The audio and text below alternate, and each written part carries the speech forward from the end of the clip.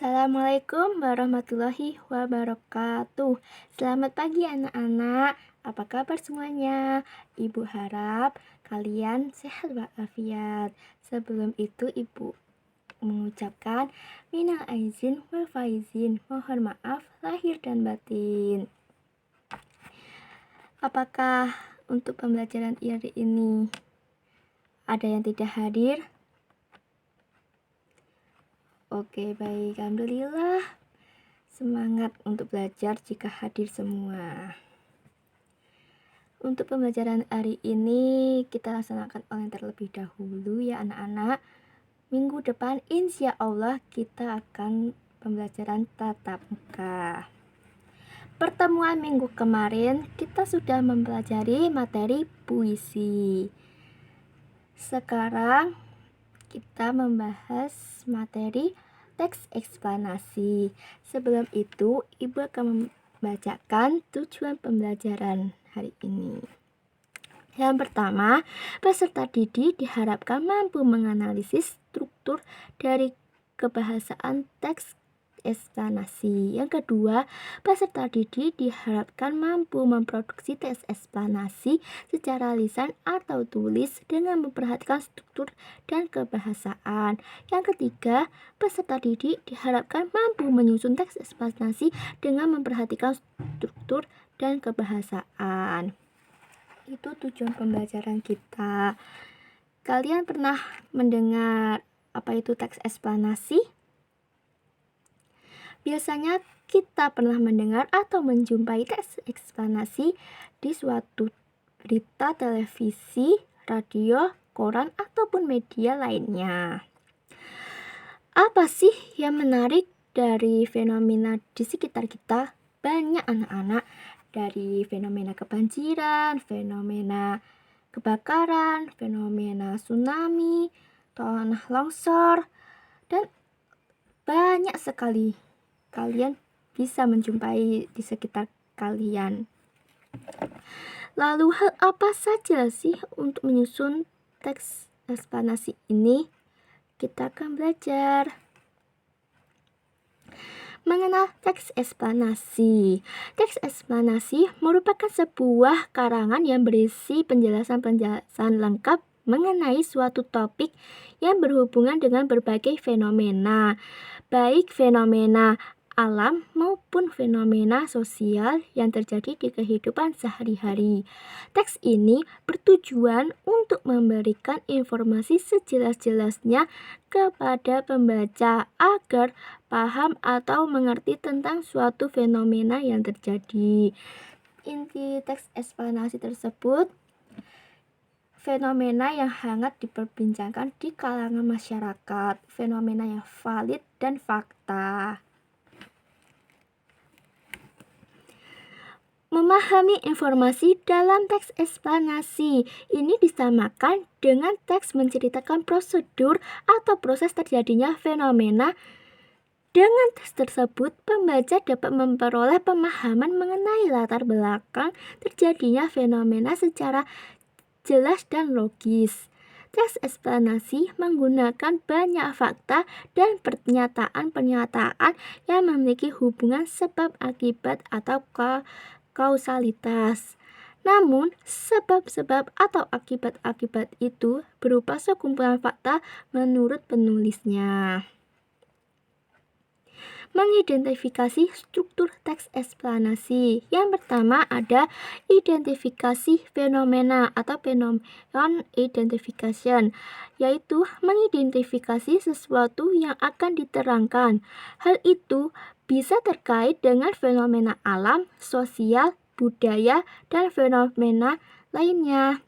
Yang kedua, penggambaran rangkaian kejadian atau explanation sequence, yang artinya memperinci proses kejadian yang relevan dengan fenomena yang diterangkan sebagai pertanyaan atas bagaimana dan mengapa.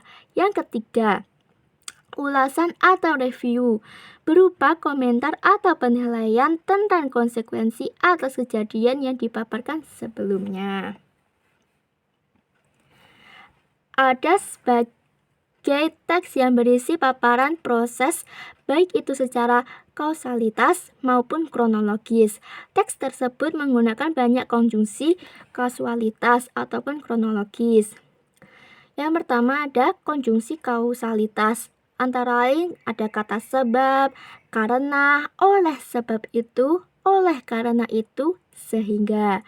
Yang kedua ada konjungsi kronologis atau hubungan waktu seperti kemudian, lalu, setelah itu, pada akhirnya.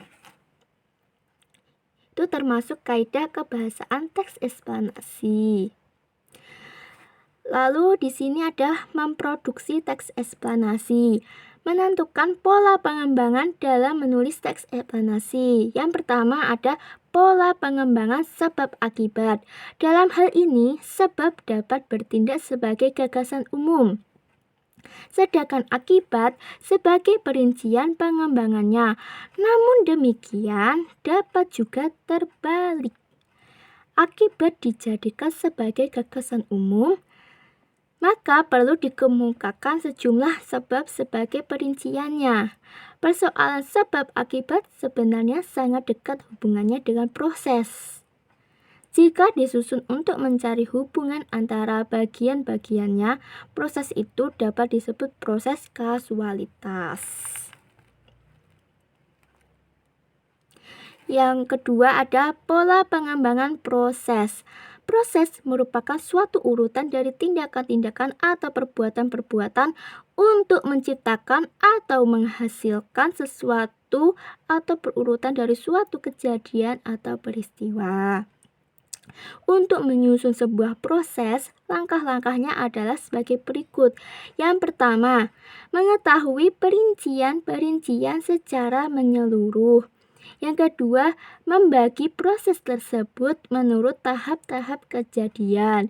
Yang ketiga, menjelaskan setiap urutan itu ke dalam detail-detail yang tegas sehingga pembaca dapat melihat seluruh proses itu dengan jelas. Intinya itu valid dan fakta ya. Menulis teks eksplanasi berdasarkan struktur dan kebahasaan. Adapun langkah-langkah penyusunannya adalah sebagai berikut. Yang pertama, mendaftar topik-topik yang dapat dikembangkan menjadi teks eksplanasi. Yang kedua, menyusun kerangka teks, yakni dengan menomori topik-topik itu sesuai dengan struktur baku dari teks eksplanasi, yaitu paragraf-paragrafnya dapat disusun secara kausalitas atau kronologis.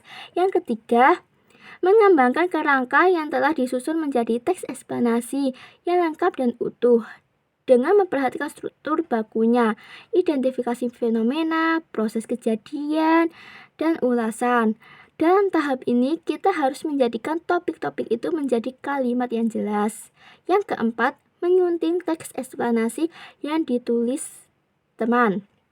Tujuannya untuk mengoreksi kesalahan-kesalahan yang mungkin ada dalam teks tersebut.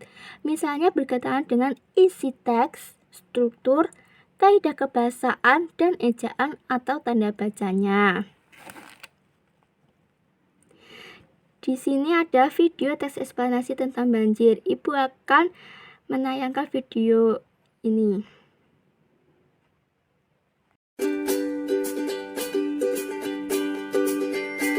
Tolong, sahabat tangguh.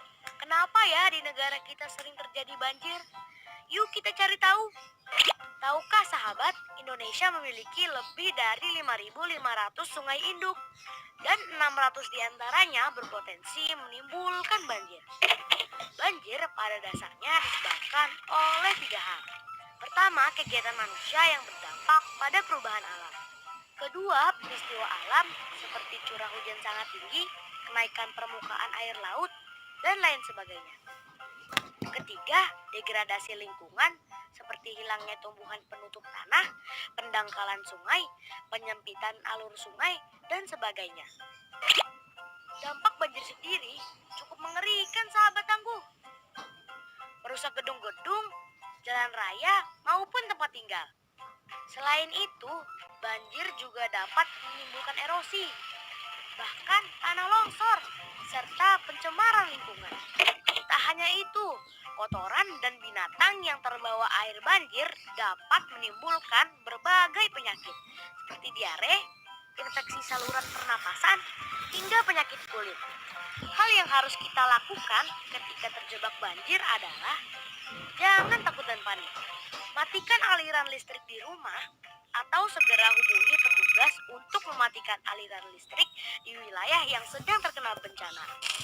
Sementara itu, jangan menyentuh kabel listrik dan jauhi sumber listrik. Mengungsi ke daerah aman atau daerah yang lebih tinggi atau posko banjir sedini mungkin. Saat genap, waspadalah dengan bahaya listrik yang diakibatkan terkelupasnya kabel atau putusnya kabel dan juga akibat rubuhnya tiang listrik. Nah, sahabat tangguh, saat banjir telah surut, jangan langsung gembira. Masih banyak yang harus dilakukan agar bisa kembali ke rumah dengan aman. Di antaranya membersihkan rumah. Gunakan air dan disinfektan untuk menghindari kuman. Keringkan dengan sempurna peralatan listrik seperti saklar, stop kontak, dan kabel-kabel yang sempat terendam banjir sebelum digunakan kembali. Bersihkan tempat penyimpanan air, bersihkan dapur dan peralatannya dengan baik dan hati-hati. Gunakanlah sepatu boots dan sarung tangan di saat membersihkannya. Setelah membersihkan rumah dan sekitarnya, hindari bermain-main di area yang sedang dibersihkan.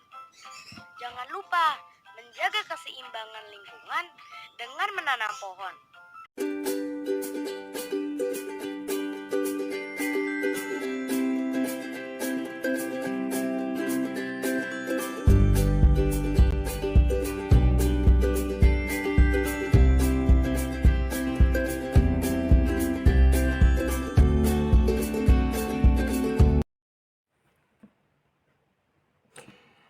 Nah, itu adalah video dari teks eksplanasi tentang banjir. Sudah memahami apa penyebab-penyebab banjir tersebut dan bagaimana cara mengatasinya. Itu termasuk fenomena alam ya, anak-anak. Setelah penayangan video teks eksplanasi tentang banjir ini, Ibu akan membahas tentang tugas ini ya. Buatlah 4 kelompok dan kelompok tersebut berurut berdasarkan absen ya. Karena kalau acak itu nanti akan sulit gitu. Jadi menurut Ibu lebih baik menurut berdasarkan absen saja. Tugasnya analisislah struktur, kaidah bahasa, memproduksi pada teks eksplanasi pada video yang sudah ditayangkan sebelumnya. Ibu beri waktu selama 1 jam, mungkin cukup ya anak-anak. Silakan dikerjakan. Oh iya, ini jamnya sudah mau habis nih. Jadi itu dilanjutkan di rumah saja. Dan minggu depan kita bahas teks eksplanasi ini ya. Ibu harap tugasnya sudah selesai sampai kita bertemu di minggu depan. Dari pembelajaran hari ini, apakah ada yang bisa menyimpulkan apa itu teks eksplanasi?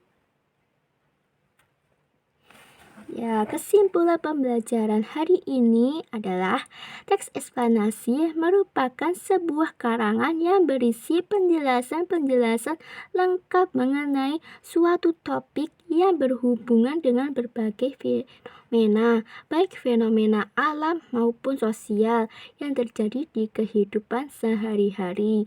Teks ini bertujuan untuk memberikan informasi sejelas-jelasnya kepada pembaca agar paham atau mengerti tentang suatu fenomena yang terjadi.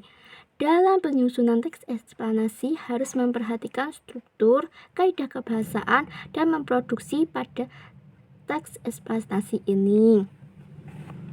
Cukup sekian pembelajaran hari ini. Jika Ibu ada salah mohon dimaafkan dan tetap belajar ya. Harus semangat. Wassalamualaikum warahmatullahi wabarakatuh.